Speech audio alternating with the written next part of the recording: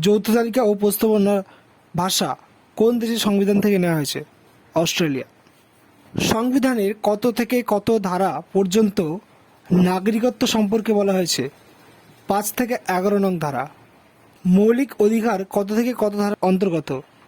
12 থেকে 35 নং ধারা। 19 নং থেকে 22 নং ধারা নির্দেশ করে কোনটি? স্বাধীনতার অধিকার।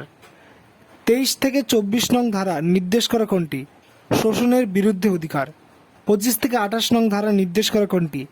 ধর্মীয় স্বাধীনতার অধিকার। 29 থেকে 30 নং ধারা নির্দেশ করে কোনটি? সংস্কৃতি ও শিক্ষাগত অধিকার। 32 থেকে 35 নং ধারা নির্দেশ করে কোনটি? শাসনতান্ত্রিক প্রতিবেদনের অধিকার। কত নং ধারাকে সংবিধানের আত্মা বলা হয়? 32 নং ধারাকে। মৌলিক কর্তব্য কততম ধারার অন্তর্গত? 51A।